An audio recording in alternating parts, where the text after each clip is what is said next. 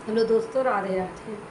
हम सुनाने जा रहे हैं आप सबको एक कजरी गीत। कैसे लगे आप सबको कमेंट में ज़रूर बताना। आप सब लाइक करना, सब्सक्राइब करना। राधे राधे।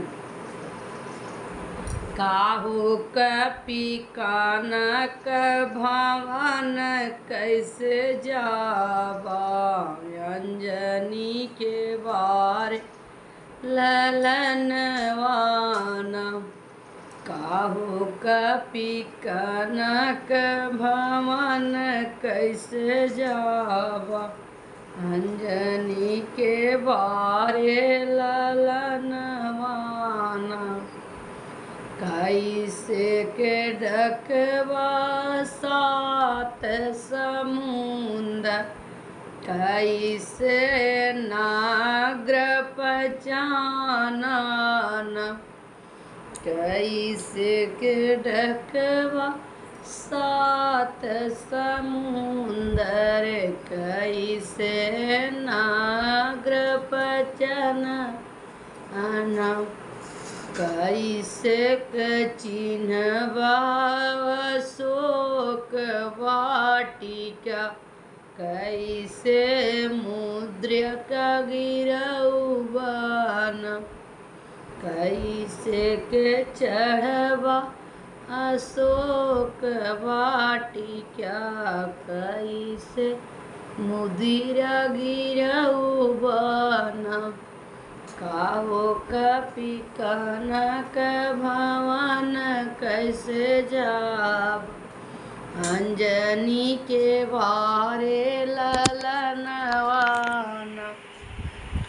काहो कपी कनक भवन कैसे जाब, अंजनी के बारे ललनवाना।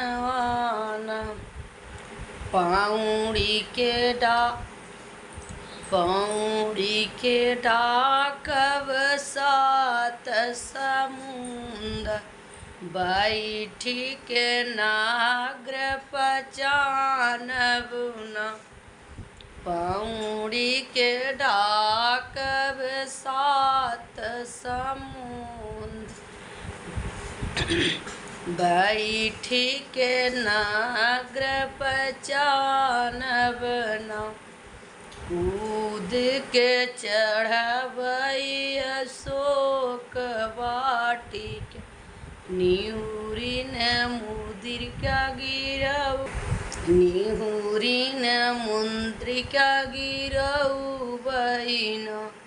कूद के चढ़ब अशोक वाटिका, निहुरी मुद्रिका गिरौवन।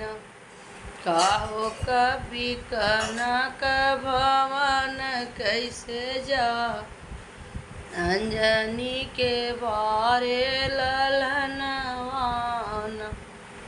कुछ फल खाबै कुछ तोड़गी उबई, कुछ माटी धूर मिलऊ इन। कुछ फल खाबै कुछ तोड़गी उबई, कुछ माटी धूर मिलऊ इन। काहो कपी कनक भवन कैसे जाबा, अंजनी के बारे ललनवाना। काहो कपी कनक भवन कैसे जाबा, अंजनी के बारे ललनवाना।